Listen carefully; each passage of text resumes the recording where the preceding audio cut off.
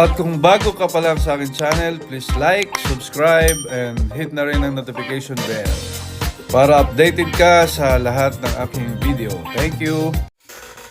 Guys, meron tayo ditong Yoga na Lenovo na wala siyang power, hindi mo nakaka-charge, at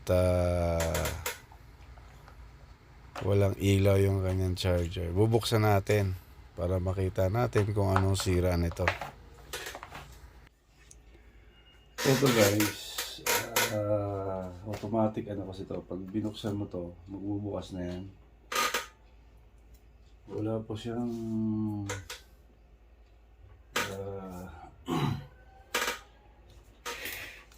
wala siya, hindi siya mapapower on. So, try natin yung charger, baka sa charger lang.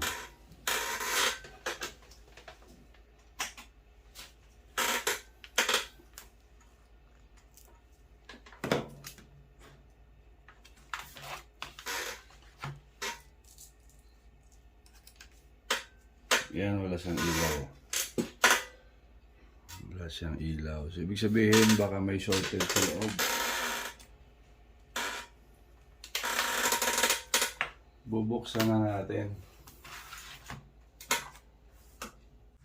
Bago pala natin bubuksan guys, check muna natin yung ating charger kung okay ba to. Saksak muna natin sa aking iPad.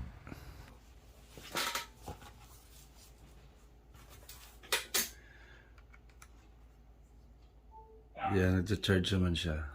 Yan. So, hindi si charger ang problema.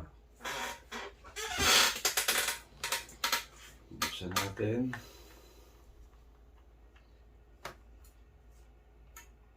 Tignan natin kung anong sira. Pasensya na kayo sa maaligat-git sa ingay ng upuan.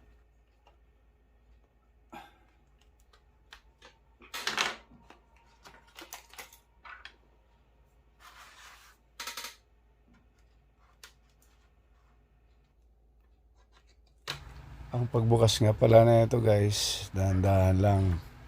Baka may maputol tayong wire sa ilalim. Yan. Gumamit kayo ng panungkit plastic.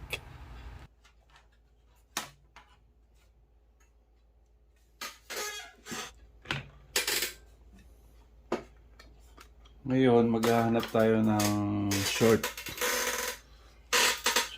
na ano. Magbibip-bip muna tayo. So, dito tayo magsimula sa main power rail.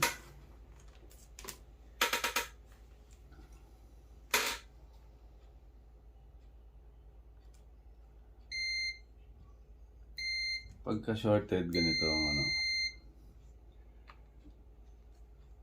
Wala siyang shorted. Yun. 2 ohms dito.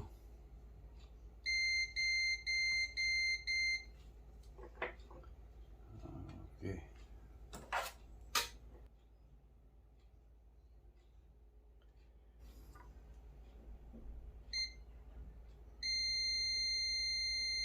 Shorted.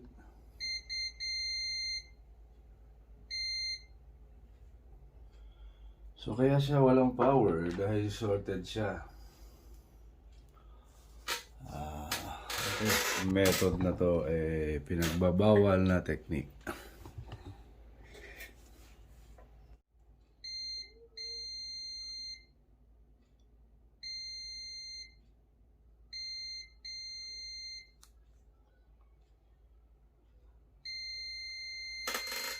Short to ground.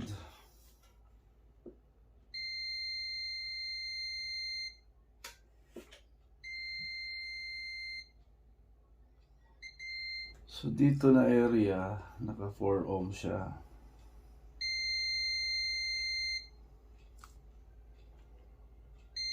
Dito 2 ohms, so malamang dito na area yan.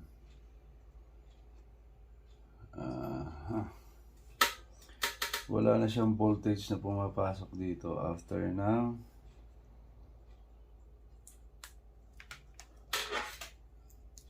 charging IC.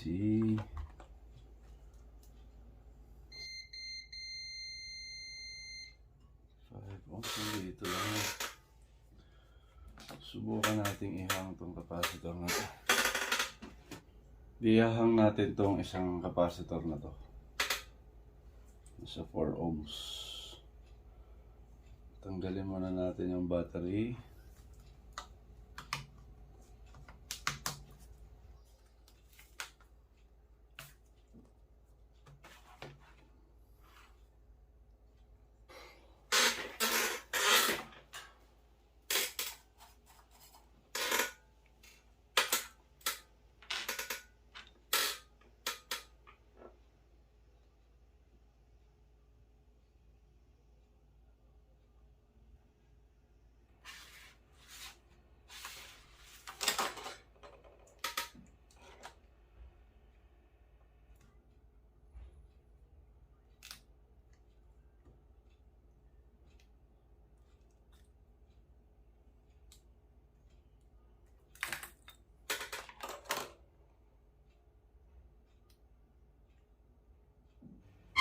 Ang hirap talaga guys pag malabo na yung mata mo.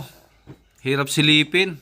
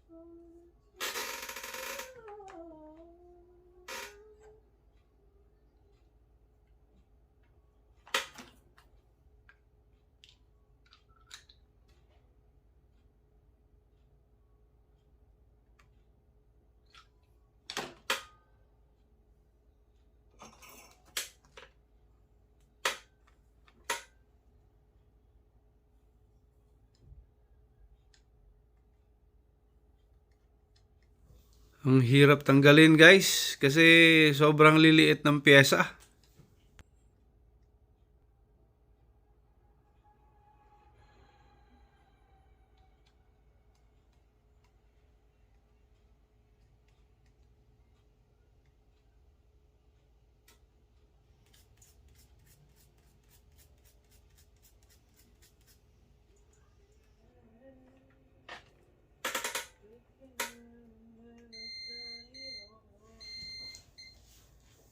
Natanggal na natin yung isa, shorted pa rin. Tatanggalin natin yung isa ulit na shorted.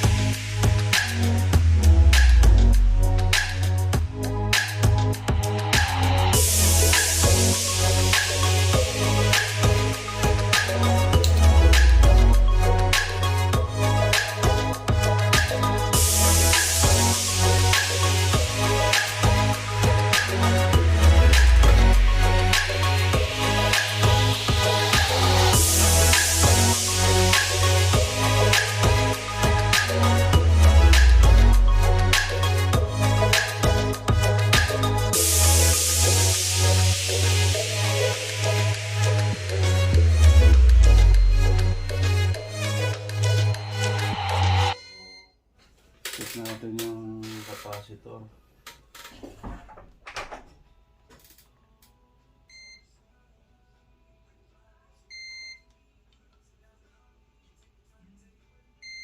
Yun, shorted ang capacitor ito.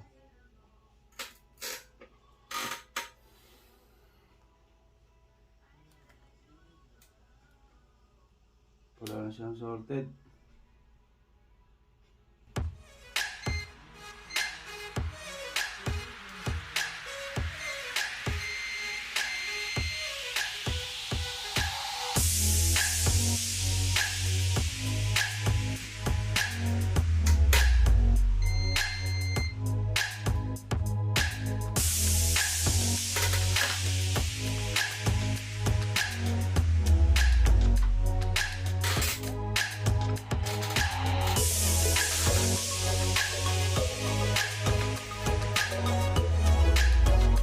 Tingnan natin.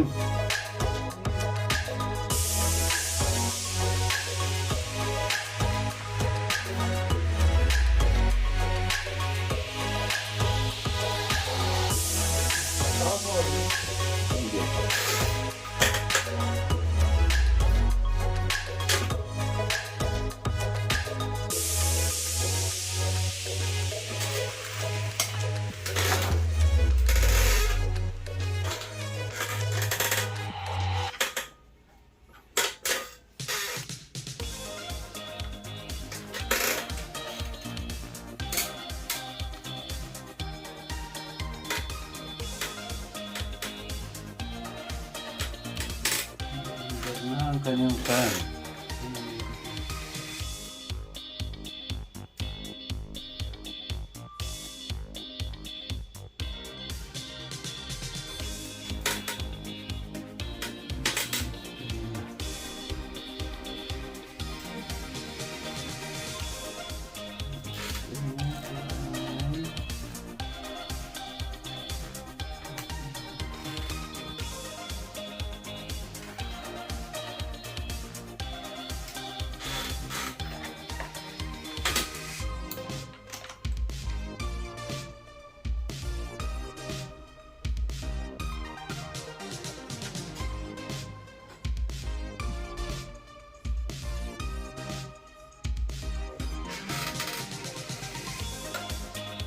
Mag-charge na siya, guys. Kita niyo ba? May ilaw na.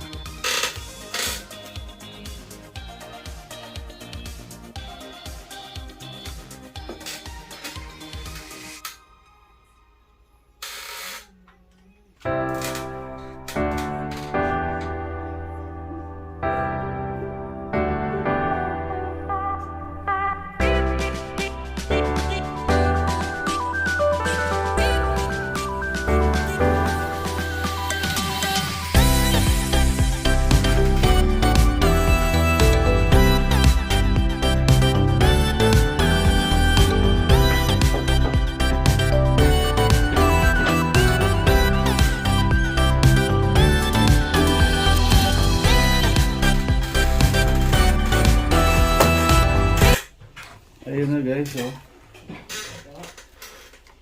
Ayan na siya, oh. Umiikot na siya, oh.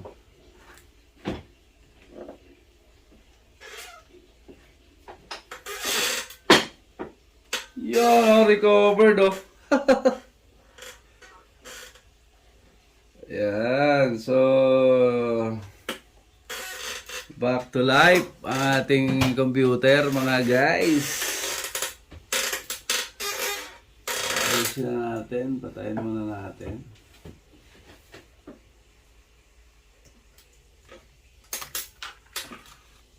So, ang ginawa natin, meron tayong tinanggal na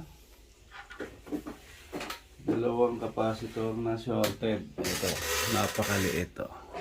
Ano makita? Ayan. Dalawang peraso yan. Ayan, o. Ayun, ang may sala. Itong dalawang to, ayan. Shorted yan. Nakakabit dito. So, tinanggal ko lang. Yun. Okay na siya. Balik na natin.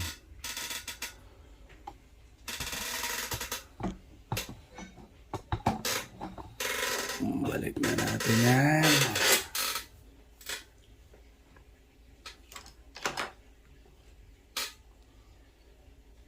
At kung nagustuhan nyo ang aking video, please don't forget to subscribe at pa-hit na rin ang notification bell para updated kayo sa lahat ng aking mga video.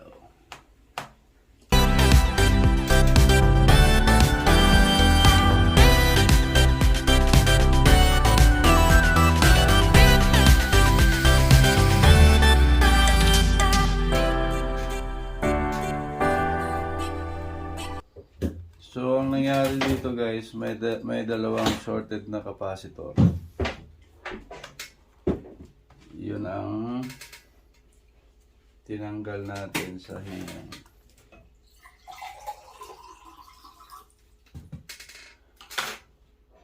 Dito siya sa sounds nakadikit eh. Kung titignan natin ang dalawang capacitor na to.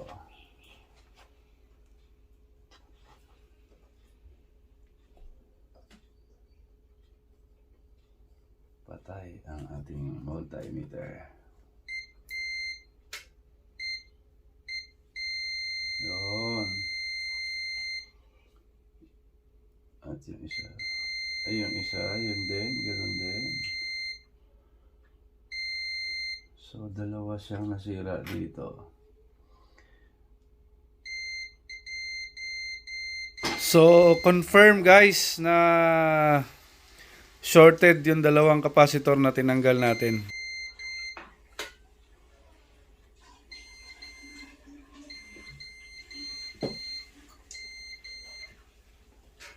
So, ohms natin. This is shorted.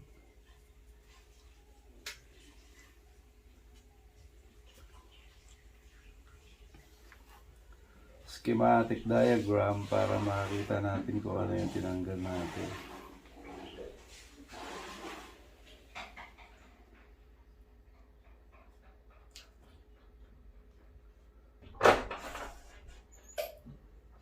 Okay, so takpan na natin.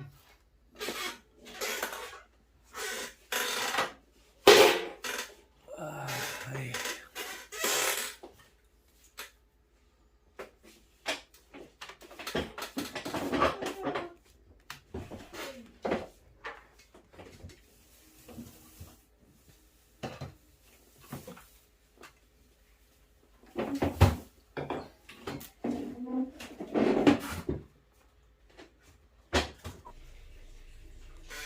Eto na siya guys. Titignan natin kung gumana na siya. Ayan na oh. Oh. Ayan na oh. Oh. Gumana na siya mga boboy. Nakikita nyo ba yan? Nakikita nyo ba yan? Diba? Back to work. So, yun muna ang ating update sa ngayon. Nakakita tayo ng dalawang capacitor na shorted. So, tinanggal lang natin yung guys. Shorted siya. So, walang power, wala siyang ano. Tinanggal lang natin at napakaswerte gumana naman. So yun, kung nagustuhan nyo yung video natin, paki-like na lang, subscribe, and hit na rin yung notification bell para updated kayo sa aking susunod na video. At maraming salamat, mabuhay!